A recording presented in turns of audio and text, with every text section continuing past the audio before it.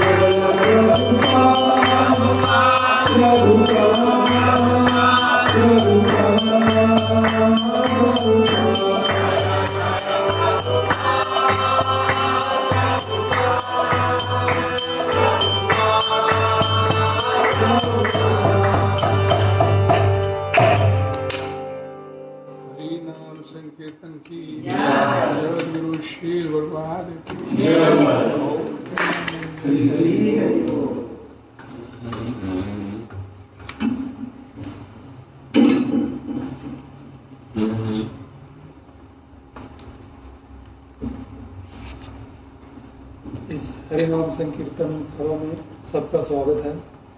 आज हम चर्चा करेंगे श्रीमद् भगवत गीता यथारूप। भगवत गीता पढ़ने से पहले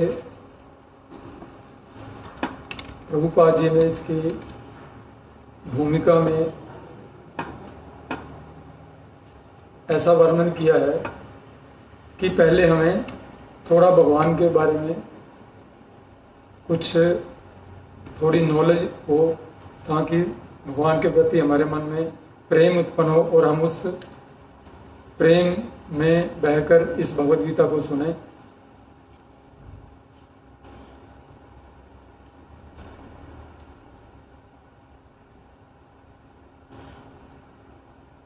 हमें इस बात पर विशेष ध्यान देना चाहिए कि अर्जुन ने भगवत गीता को किस तरह से ग्रहण किया। इसका वर्णन 10वें अध्याय में इस प्रकार हुआ है।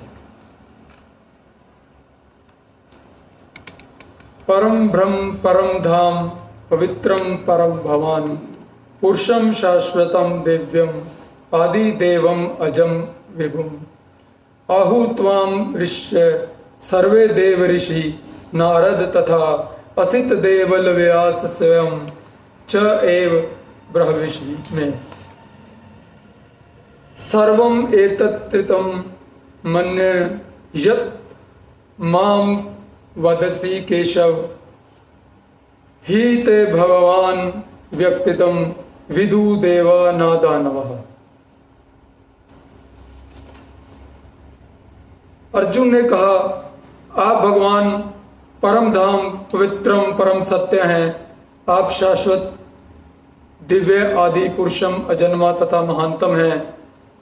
नारद असित देवल तथा व्यास जैसे समस्त महामुनि आपके विषय में इस सत्य की पुष्टि करते हैं और अब आप स्वयं मुझसे इसी की घोषणा कर रहे हैं। हे कृष्ण, आपने जो कुछ कहा है उसे पूर्ण रूप से मैं सत्य मानता हूँ। हे प्रभु, ना तो देवता और ना असुर ही आपके व्यक्तित्व को समझ सकते हैं। ओम अज्ञानम तिमिरन्धस्य ज्ञानांजन शलाकया चक्षुरुन्मीलितं येन तस्मै श्री गुरुवे नमः। श्री चैतन्य मनोभीष्टं स्थापितं येन भूतले स्वयं रूप कदा। जय श्री कृष्ण चैतन्य प्रभु नित्यानंद श्री अद्वैत गदाधर श्रीवासादि गौर भक्त वृंद। हरे कृष्णा कृष्णा कृष्णा हरे हरे, हरे राम राम राम हरे हरे। हरे कृष्णा कृष्णा कृष्णा हरे हरे, हरे राम राम राम हरे हरे। हरे कृष्णा कृष्णा कृष्णा हरे हरे, हरे राम राम राम हरे। शील प्रभुपाद की जय। इस श्लोक में अर्जुन भगवान से कह रहा है कि आप ही परम सत्य हैं, आप ही परम भगवान हैं। मतलब कि आप ही सर्वप्रिय, आप ही हैं, आप ही पूजनीय, पूजने लायक हैं, आदि पुरुष हैं। और ये उन्होंने साथ ये भी व्याख्या की कि मैं इस बात को मैं नहीं कह रहा, इस बात को जो व्यास ऋषि हैं, असित और जो हमारे इनके देवल ऋषि हैं, असित नारद व्यास, सब जो अपने महर्षि हैं, उन्होंने सबने कहा। तो व्यासदेव जी ने जैसे ही ये भगवत गीता मतलब महाभारत का, जैसे कि ये उसका एक पार्ट है भगवत गीता महाभारत का, तो व्यासदेव जी ने इसमें जब भी व्याख्या हुई है तो जैसे कि भगवत गीता में जगह जगह पर उच्चारण है कि अर्जुन वाच या संजय वाचा या धृतराष्ट्र वाचा। तो जहाँ कृष्ण भगवान की जहाँ बारी आई तो वहाँ पे उन्होंने कृष्ण वाचा नहीं बोले, वहां पर उन्होंने क्या बोला? श्री भगवान उवाच। तो व्यासदेव जी ने भी बोला है और अब मैंने आपके मुख से भी सुना है, आपने स्वयं मुझको बताया है कि मैं परम भगवान हूं। तो ये पुष्टि हो गई यहाँ से, और व्यासदेव जी ने भी बोल दिया, भगवान ने स्वयं बोल दिया, और सुखदेव गोस्वामी जी ने जैसे कि श्रीमद् भागवतम बोलनी शुरू करी, तो उन्होंने भी पहले श्लोक में यही बोला कि ओम नमो भगवते वासुदेवाय जन्मादि अस्या यत अन्वयात इतरत स अथरेषु अभिज्ञ सम्राट तेने ब्रह्मा हृदय या आदि कव्या मुह्यति यत सूर्य। कि ये सब ब्रह्मा जी की उत्पत्ति या ब्रह्मा जी के हृदय में जो ज्ञान दिया, ये सब आपसे ही चला है। तो भगवान से भगवत गीता सुनने के बाद अर्जुन ने कृष्ण को परम ब्रह्म स्वीकार कर लिया। प्रत्येक जीव ब्रह्म है, लेकिन परम पुरुषोत्तम भगवान परम ब्रह्म है। कहने को हम सब भगवान के अंश हैं, भगवान ब्रह्म है तो हम भी ब्रह्म हैं, लेकिन श्री कृष्ण भगवान है जो वो परम ब्रह्म है। परम धाम का अर्थ है कि वह सबके परम आश्रय या धाम है। पवित्रम का अर्थ है कि वह शुद्ध और भौतिक कलमश से अरंजित है। भगवान का जो धाम है वो हमारे जो भौतिक कलमश से दूर है, और सब का आश्रय है, मीन कि कृष्ण भगवान ही हम सब के पालन करता है, रक्षक है। पुरुषम का अर्थ है कि वह परम भोक्ता है। शाश्वतम अर्थात सनातम, दिव्यम अर्थात दिव्य, आदि देवम भगवान, अजम अजन्मा तथा विभुम अर्थात महानतम है। कोई यह सोच सकता है कि चूंकि कृष्ण भगवान अर्जुन के मित्र थे, अतएव अर्जुन यहां तक चटुकारिता के रूप में कह रहा था, लेकिन अर्जुन भगवत गीता के पाठकों के मन में इस प्रकार के संदेह को दूर करने के लिए अगले श्लोक में इस प्रशंसा की पुष्टि करता है, जब वह यह कहता है कि कृष्ण को मैं ही भगवान नहीं मानता, अपितु नारद, असित, देवल तथा वेद व्यास जैसे महापुरुष भी स्वीकार करते हैं। यह सब महापुरुष हैं जो समस्त आचार्यों द्वारा स्वीकृत वैदिक ज्ञान का वितरण प्रचार करते हैं। ये लोग जो बताया गया कि नारद मुनि हैं, व्यास देव हैं, असित मुनि हैं, और जो हमारे वैष्णव हैं, तो ये सब वैदिक ज्ञान का वितरण प्रचार करने वाले हैं। ये कोई साधारण लोग नहीं हैं जिनके बेस पर हमारा वैदिक कल्चर है जो टिका हुआ है। तो उनके मुख से उनको ही, भगवान की तरफ से ही उनको भी एक ज्ञान प्राप्त है। तो वो लोग कह रहे हैं, क्योंकि भगवान के बारे में एक आम आदमी नहीं जान सकता, जो भक्त होता है वो ही भगवान के बारे में जान सकता है। तो ये ऑलरेडी भगवान की भक्त श्रृंखला में है। तो यहाँ यही कहा गया कि यह सब महापुरुष हैं जो समस्त आचार्यों द्वारा स्वीकृत वैदिक ज्ञान का वितरण प्रचार करते हैं।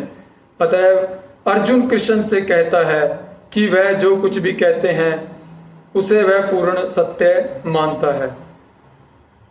सर्वमेत्रादित मन्ये, आप जो कुछ कहते हैं उसे मैं सत्य मानता हूं।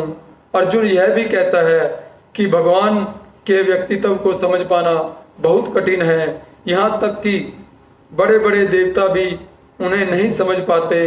अतएव मानव भक्त बने बिना भगवान श्री कृष्ण को कैसे समझ सकता है। एक आम आदमी की बात तो क्या कहें, जो बड़े बड़े भक्त हैं, जो बड़े बड़े देवता लोग हैं, स्वर्ग के वासी हैं, वो लोग भी भगवान को नहीं समझ सकते। क्यों नहीं समझ सकते? क्योंकि देवताओं की भी जो है वो भोग जो नहीं है। उन्होंने अच्छे कर्म करे, देवता बन गए, लेकिन अगर वो भक्त नहीं है तो वो भगवान को नहीं जान सकते। तो पहली कंडीशन ये है, अगर हम भगवान को जानना चाहते हैं, भगवान की तरफ चलना चाहते हैं, तो पहले भगवान को समझना चाहिए कि भगवान कृष्ण है क्या। वो कोई हमारी तरह कोई एक आम आदमी नहीं है, कोई एक ऐसी कोई खास शख्सियत नहीं है। परम भगवान है, वो परम नियंता है, जिन्होंने ये सारी सृष्टि को कंट्रोल किया हुआ है, उनका पालन करते हैं। अतएव भगवत गीता को भक्ति भाव से ग्रहण करना चाहिए। किसी को यह नहीं सोचना चाहिए कि वह कृष्ण के तुल्य है, ना यह सोचना चाहिए कि कृष्ण सामान्य पुरुष है और या कि एक महानतम व्यक्ति है। दिखने को तो भगवान इस धरा पर आए तो वो हमारी तरह ही मनुष्य रूप ही था, उनका दो भुज रूप था। तो जैसे कि दुर्योधन ने ये नहीं माना, या वो नहीं समझ सका कि ये कृष्ण भगवान है। क्यों? क्योंकि उसके अंदर भक्ति नहीं थी। तो भगवान श्री कृष्ण साक्षात पुरुषोत्तम भगवान हैं। अतएव भगवत गीता के कथन अनुसार या भगवत गीता को समझने का प्रयत्न करने वाले अर्जुन के कथन अनुसार हमें सिद्धांत रूप में कम से कम इतना तो स्वीकार कर लेना चाहिए कि श्री कृष्ण भगवान हैं, और उसी विनीत भाव से हम भगवत गीता को समझ सकते हैं। अब यहाँ व्याख्या कर रहे हैं प्रभुपाद जी कि जैसे अर्जुन ने श्री कृष्ण को भगवान समझा, तभी वो जो पूर्ण रूपेण से भगवद गीता का मर्म को जान पाया। एक भगवद गीता को सुनना और एक उसको अंदर तक समझना, ये दोनों अलग अलग बातें हैं। हमने पढ़ा, सुना, इधर से सुना उधर से निकाल दिया, तो जन्म जन्मांतर हो जाते हैं सुनते, हमें पढ़ते, लेकिन उसका हमें कोई खास फायदा नहीं हो पाता। सुनने का फायदा जरूर है, कुछ भी हम भगवान के बारे में सुनते हैं, लेकिन जब तक हम ये नहीं समझेंगे कि हम परम भगवान जो हमारे रक्षक हैं, हमारे पालक हैं, वो श्री कृष्ण हैं और मैं उनके बारे में सुनने जा रहा हूं, तब तक हम इस भगवत गीता का जो गूढ़ ज्ञान है, जो रहस्य है, उसको नहीं समझ सकते। जब तक कोई भगवत गीता का पाठ विनम्र भाव से नहीं करता है, तब तक उसे समझ पाना अत्यंत कठिन है, क्योंकि यह एक महान रहस्य है। इसको बड़े आदर भाव से, विनीत भाव से, निर्मल होकर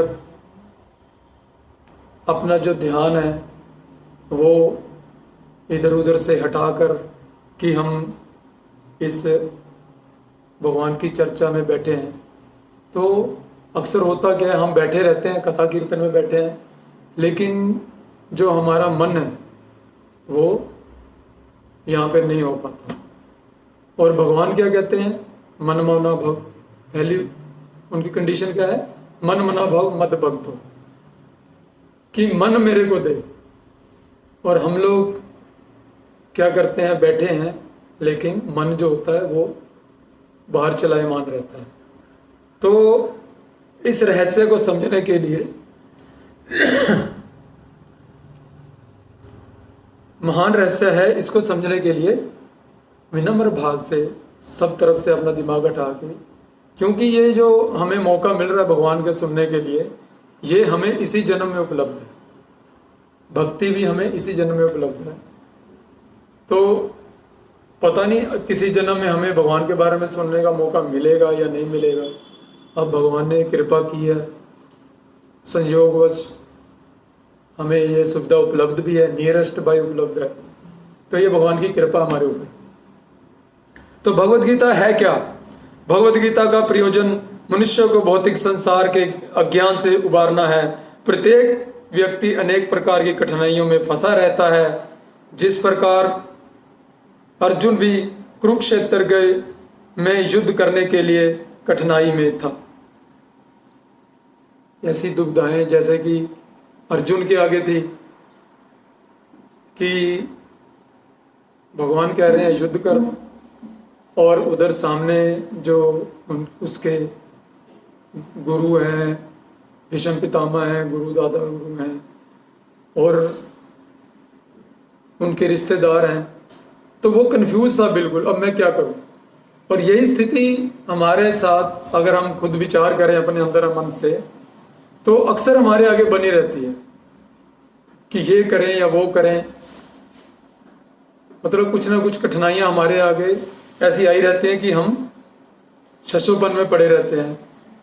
तो इसी तरह अर्जुन के आगे ये प्रॉब्लम थी। अर्जुन ने श्री कृष्ण की शरण ग्रहण कर ली।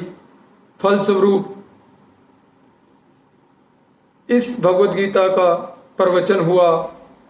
ना केवल अर्जुन वरन हम में से प्रत्येक व्यक्ति इस भौतिक अस्तित्व के कारण चिंताओं से पूर्ण है। हमारा अस्तित्व ही अनअस्तित्व के परिवेश में है। हमारा अस्तित्व ही अनअस्तित्व के प्रवेश में है। यानी कि हमारी जो आत्मा है, हमारा अस्तित्व क्या है कि हम एक आत्मा है। हमारी पहचान क्या है कि हम एक आत्मा है जिसका जन्म मरण नहीं होता बार बार। लेकिन प्रॉब्लम कहाँ है कि वो इस अनअस्तित्व, जिसका हमारा शरीर जो है, इसका अस्तित्व नहीं है, थोड़ी देर के लिए है और इससे ढकी हुई है,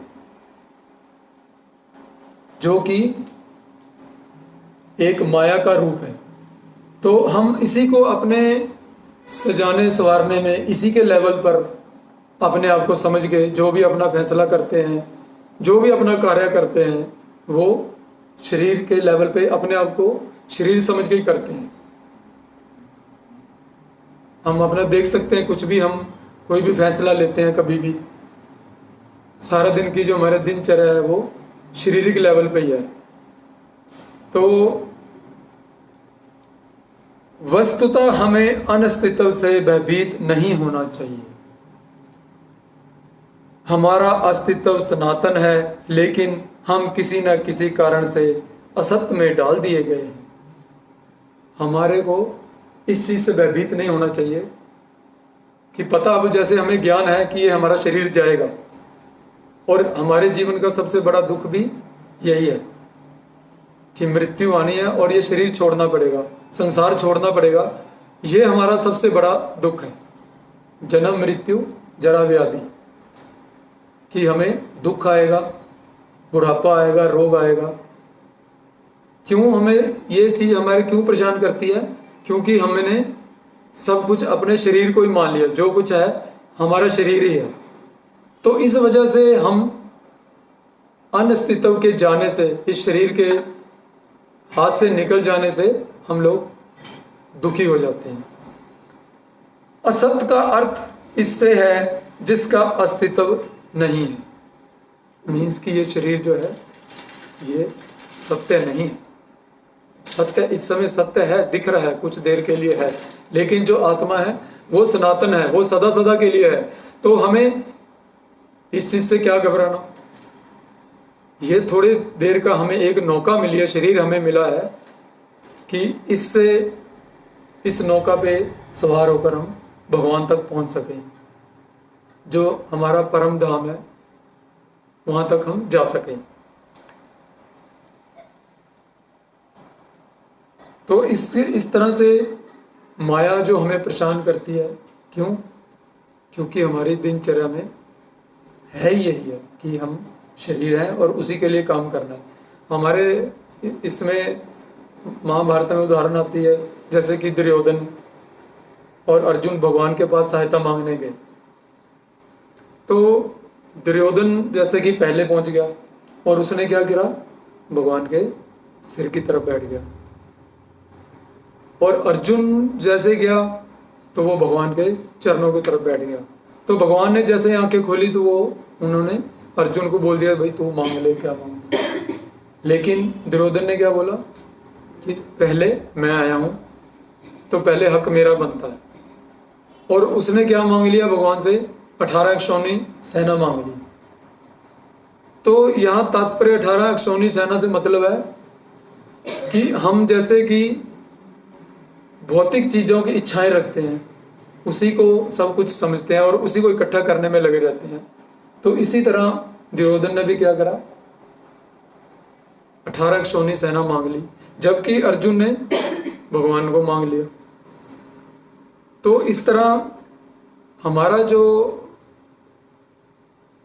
हमारा कार्य है, जो हमारा कुछ भी कार्य है, हमें उसको आत्मा को सेंटर देख के या उसी के स्तर पर कोई भी फैसला लेना चाहिए, कोई भी काम करना चाहिए। हमें आत्मा का ज्ञान तो होता है, पढ़ लिया हमने, सुन लिया, महात्माओं से सुन लिया, लेकिन जब कार्य उस पे कार्यशीलता करने की समय आता है तो हम उस लेवल पे नहीं सोच पाते। फिर हम माया के वश में, जैसे कि यहाँ लिखा है, हम किसी न किसी कारण से असत्य में डाल दिए गए। तो किस लिए डाल दिए गए, ये भी हमारी इच्छाएं जो हैं, पूर्व जन्म के जो हमारी इच्छाएं सदियों सदियों से चली आ रही हैं, जन्मों जन्मों से, वो हमें भगवान की तरफ चलने में बाधित करती हैं। हम चलते तो हैं, अपना प्रयास करते हैं, लेकिन जन्मों जन्मों से माया के साथ मिलने के कारण जो हम फिर से उस असत्य में डाल दिए जाते हैं।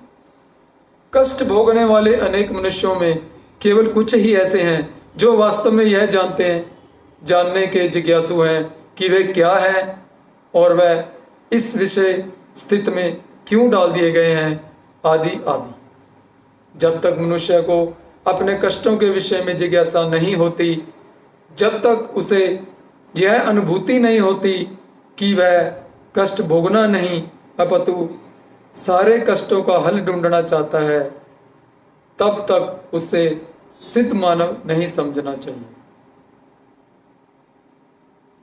वास्तव में जब तक यहाँ जो कहा जा रहा है कि टोटली हमारी इच्छा पे डिपेंड है कि हम क्या चाहते हैं। जब तक हम ये नहीं जिज्ञासा करेंगे मैं कौन हूं, कहां से आया हूं, कहां मेरे को जाना है, तो तब तक हम इस भक्ति में आगे नहीं बढ़ सकते। इसकी एक बड़ी ठोस उदाहरण आती है हमारे पास, महात्मा बुद्ध की। वो जब बहुत बाल्यकाल में थे तो अपने सारथी के साथ जो शहर के भ्रमण पे निकले, तो उन्होंने जैसे निकले सड़क पर आए तो देखा कि एक बूढ़ा व्यक्ति जा रहा है, हाथ में लाठी है, कमर झुकी हुई है और बड़ी मुश्किल से चल रहा है। तो उन्होंने सारथी को बोला कि ये क्या है। तो सारथी ने बोला भाई ये बुढ़ापा है। तो उन्होंने कहा बुढ़ापा क्या होता है, कि जब हम पहले जन्म लेते हैं, फिर बाल अवस्था में आते हैं, फिर यंग अवस्था में आते हैं, उसके बाद बुढ़ापा आता है। तो ये क्या बुढ़ापा मेरे पे भी आएगा? हाँ भाई ये तेरे पे भी आएगा, तो मैं तो बुढ़ापा नहीं चाहता, फिर भी आएगा, बिल्कुल आएगा और सब पे आता है। तो आगे बढ़े तो आगे देखा एक बुजुर्ग व्यक्ति खांस रहा है बुरी तरह, मुंह में खून निकल रहा है। तो उन्होंने पूछा ये क्या है, कि भाई ये इसको रोग हो गया है। रोग हो गया है, ये रोग क्या होता है भाई? कि ये रोग शारीरिक कष्ट आता है, ये सब पे आता है। क्या मेरे पे भी आएगा? हाँ हाँ भाई ये सब पे आता है तो तेरे पे भी आएगा। तो उन्होंने बोला मैं तो ये नहीं चाहता, फिर भी आएगा? हाँ बिल्कुल आएगा। तो उसके बाद उसके बाद उन्होंने देखा कि एक अर्थी सजा के लोग जा रहे हैं, 4 लोगों ने उठाया हुआ है, कुछ लोग पीछे पीछे रोते चल रहे हैं। तो उन्होंने फिर ये प्रश्न किया सारथी से कि भाई ये क्या है? तो उन्होंने क्या बोला कि यह इसको मृत्यु बोलते हैं, इसकी मृत्यु हो गई है, इसने अपने शरीर त्याग दिया है, आत्मा ने शरीर त्याग दिया है। तो उसने बोला अच्छा शरीर त्याग दिया है तो क्या ये मेरे पे भी आएगा, हमें भी शरीर त्यागना पड़ेगा? कहते हैं हाँ बिल्कुल त्यागना पड़ेगा, जब सबको त्यागना पड़ता तो आपको भी त्यागना पड़ेगा। तो उन्होंने बोला मैं तो नहीं ये चाहता। तो उसके बाद हमें पता ही है जैसे कि उन्होंने कुछ सालों बाद फिर इस चीज को समझा, आत्मसात किया और इतना बड़ा राजपाट जो उनकी झोली में डला हुआ था उसको त्याग कर महात्मा बुद्ध बन गए। तो ये समझने की बात है, हम लोग इसको कितना आत्मसात कर पाते हैं। सुनते तो हमें भी पिछले जन्मों में हमने भी भगवान के बारे में सुना होगा, लेकिन उस ढंग से हमने उसको आत्मसात नहीं किया। तो भगवान ने फिर भी कृपा करके हमें फिर एक बार मौका दिया, फिर कोशिश प्रयास करने का एक बार मौका दिया। तो अब भी हम अगर चूक जाएंगे तो हो सकता है कि दोबारा मौका ना भी मिले, हो सकता है ऐसा कोई कर्म ना हो कि हमें फिर से हम सोच के बैठे हो कि अब भगवान ने मनुष्य बना दिया, अगले जन्म में भी मनुष्य बना देंगे। अभी हम कहते हैं कि हमारे पास समय नहीं है, हमारे पास समय नहीं है और लगे हुए हैं माया को इकट्ठी करने। लेकिन प्रभुपाद जी ने अपने डिसाइपल को उन्होंने चर्चा चली तो उन्होंने बताया कि भाई ये कुत्ता है, कुत्ते की तरफ इशारा किया कि ये बैठा है, अब इसके पास समय ही समय है, बैठा है घंटों बैठा, इसके पास समय ही समय है, लेकिन अब ये भजन नहीं कर सकता। और हम लोग जो है हमें भगवान ने मौका दिया है, विवेक शक्ति दी है, तो अब हम कहते हैं कि हमारे पास समय नहीं है। समय क्यों नहीं है? क्योंकि हमारा जो फैसला है, जो हमारा कार्य है, वो सब हमारे अनअस्तित्व, जो हमारा शरीर है, जो कुछ पल के लिए, कुछ समय के लिए हमें दिया गया, हम उसके चक्कर में माया के फेर में पड़ के फिर भगवान को भूल जाते हैं। हमें याद भी कराया जाता है बार बार महात्माओं के द्वारा, वैष्णवों के द्वारा, उनकी कृपा हमारे पे होती है, लेकिन हम ठुकरा देते हैं।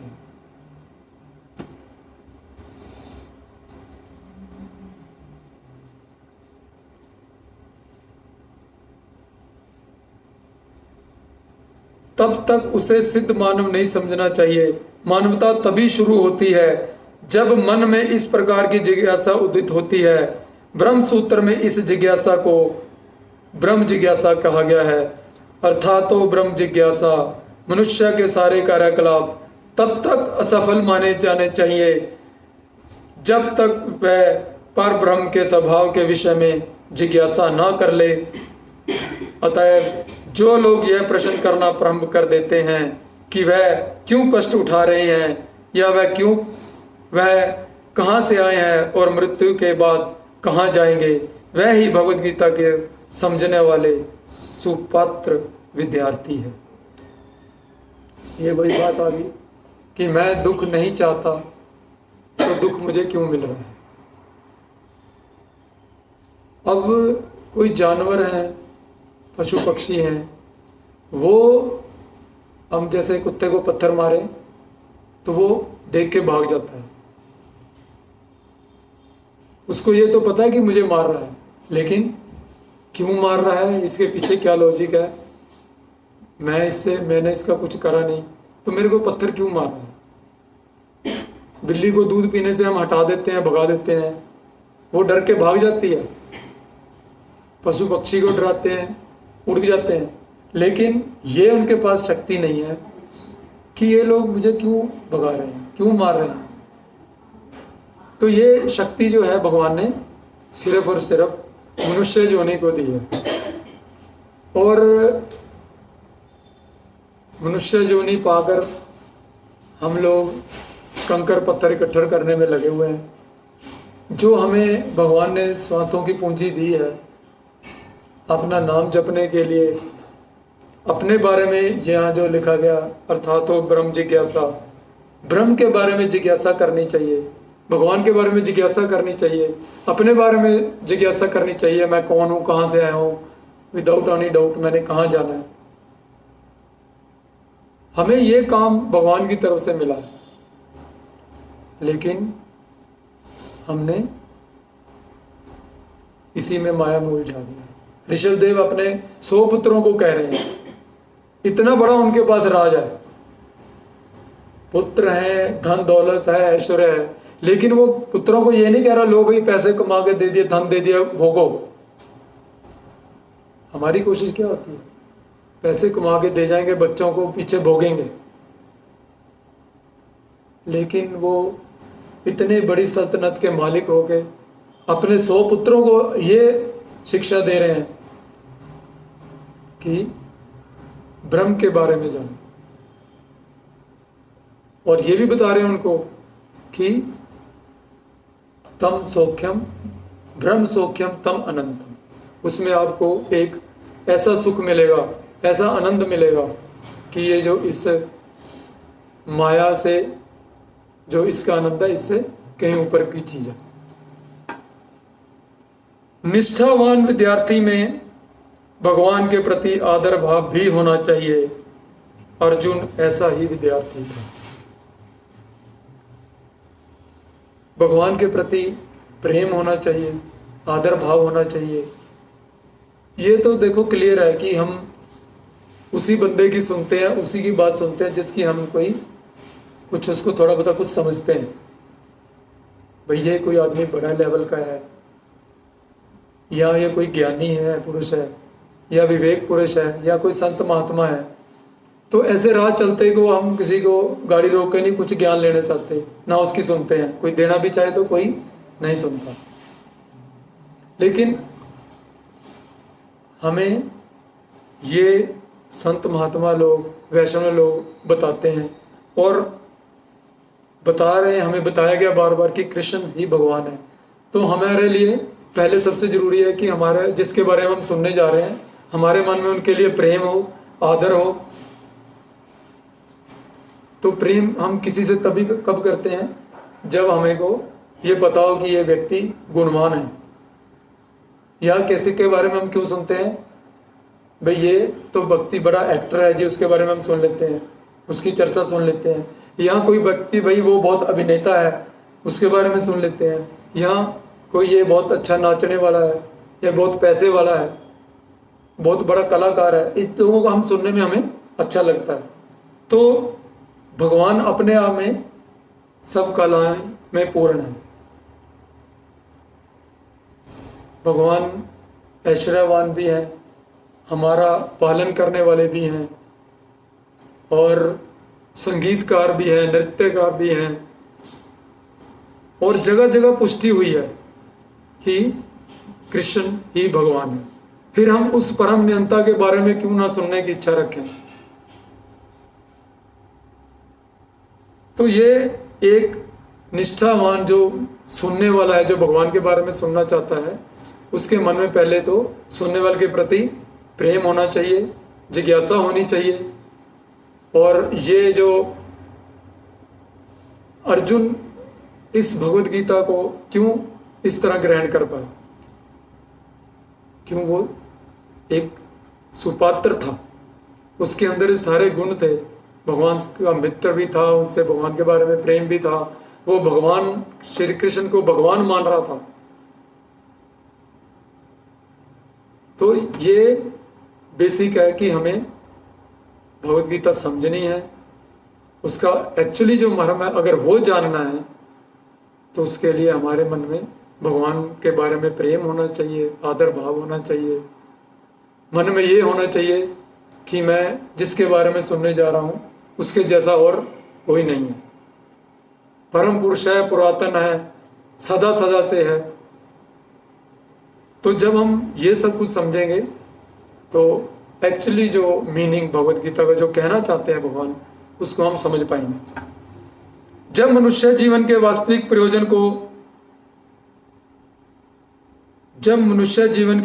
प्रयोजन को भूल जाता है तो भगवान कृष्ण विशेष रूप से उस प्रयोजन की पुनर्स्थापना के लिए अवतार लेते हैं।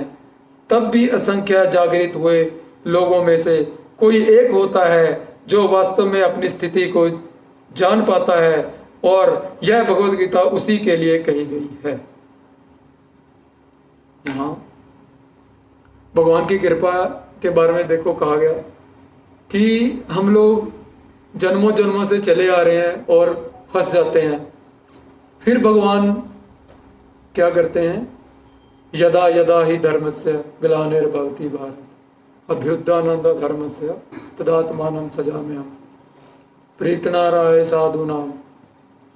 कि मैं, भगवान क्या लिखा है यहाँ पर, फिर हम लोगों पे दया करके, हमारे ऊपर कृपा करके कि ये माया के फेर में आके फिर फंस गया है, इसको निकालना है, तो फिर पुनर्स्थापना के लिए, धर्म की संस्थापना के लिए, धर्म की स्थापना मतलब कि हम लोग जो सब कुछ भूल जाते हैं, भगवान को भूल जाते हैं, माया के फेर में आ जाते हैं, आत्मा के लेवल पे सोचना बंद कर देते हैं, तो ये इस तरह भगवान भक्तों को भेजते हैं या किसी वैष्णव को भेजते हैं, खुद भी आते हैं, ताकि फिर से जब ये भगवान आए, भगवद गीता कही गई, उस वक्त भी यही था।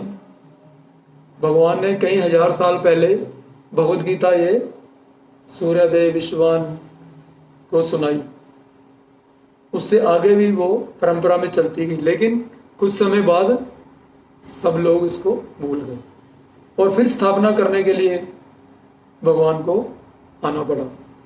तो उसमें भी क्या होता है फिर कि भगवान आए, सबने, हम लोगों ने सुना, भगवान के बारे में ज्ञान इकट्ठा करा, लेकिन उसमें से भी कोई विरला ही होता है जो भगवान की तरफ चल पाता है। जब भगवान इस धरा पे आए तो इतनी, उस वक्त कौन सा जनसंख्या कम थी, इतने लोग थे, इतनी जनसंख्या थी, लेकिन कितने भगवान को जान पाए या कितने उन तक चल पाए। तो उसके बाद भी फिर भगवान की कृपा मिलती है जिसको, या जो सही ढंग से प्रयास करता है। बेसिकली सारा कुछ डिपेंड किस पे है? हमारा प्रयास कहाँ पे है। जिस तरफ भी हमारा प्रयास होता है, धन अर्जित करने में प्रयास है तो वो मिलता है, अगर भक्ति करने की इच्छा होगी तो उसमें हमारा ज्ञान अर्जित होता है, ज्ञान चाहते हैं तो ज्ञान मिलता है, किसी का संग चाहते हैं, कोशिश करते हैं तो उधर प्रयास करते हैं, सिनेमा जाना है तो उधर का प्रयास करते हैं तो वही काम हमसे हो जाता है। तो ये टोटली जो है, हम क्या चाहते हैं?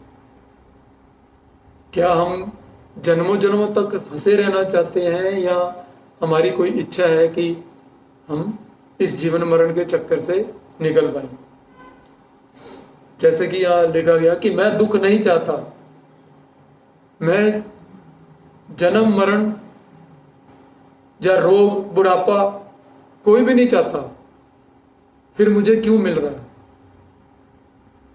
क्योंकि मेरी जो आसक्ति है वो भक्ति में या भगवान की बजाय अपने परिवार में, बच्चों में, अपनी धन दौलत में, मकान में, रिश्तेदारों में, इसमें फंसी हुई है, जो कि कहीं भी हम सब लोग जानते हैं, ना तो हमारी माया साथ जाती है, ना हमारा कोई रिश्तेदार साथ जाता है, ना पुत्र साथ कोई देता है, और जिसने साथ जाना है, जो भगवान ने हाथ पकड़ के हमारे को ले जाना है, उनको हम भूल जाते हैं। तो इसीलिए हमारे को बार बार जन्म लेना पड़ता है और दुख भोगने पड़ते हैं।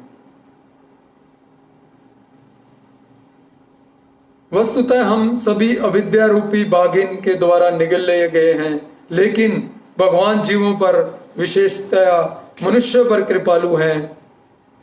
इसी उद्देश्य से उन्होंने अपने मित्र अर्जुन को अपना शिष्य बनाकर भगवत गीता का प्रवचन कर अविद्या रूपी बाघन द्वारा निगल लिए गए। तो वही है अविद्या या माया, जिसके फेर में आके हम भगवान को भूल चुके हैं या हमें याद भी करवाया जा रहा है कि ये भगवान है, यही हमारे काम आने वाले हैं, या ये माया हमारे काम की नहीं है। लेकिन फिर भी इतना कुछ सुनने के बाद भी, इतना कुछ समझने के बाद भी हमारे पर माया जो है बागिन की तरह झपट्टा मारती है। प्रभुपाद जी अक्सर देखो कहते थे कि आपको यह देखने की जरूरत नहीं है कि आप सत्य में आए या असत्य में। कैसे आप इसका अंदाजा लगा सकते हैं? अगर आपका ध्यान भगवान में है, दो ही चीजें हैं, सत्य और असत्य, बीच का कोई रास्ता नहीं है। अगर आपका ध्यान भगवान में नहीं है तो किसी से पूछने की जरूरत ही नहीं है कि हम कहाँ हैं। सत्य में नहीं है तो असत्य में है, और कोई बीच का कोई रास्ता नहीं है कि हम आधे इधर हैं आधे उधर। लेकिन हम लोगों का सबका हाल क्या है? यही है, और इससे भी नीचे ही है। हमें पता है कि भगवान ही हमारे हैं, सदा सदा से हमारे चले आ रहे, हमारे हैं, हमारे रहेंगे। और ये संसार हमारा कभी नहीं था, ना आज है, ना कल होगा। लेकिन हमारा मन है जो है फिर उसी तरफ को जाता है। क्यों? क्योंकि वो हमें दिख रहा है, लेकिन भगवान हमें दिखते नहीं है।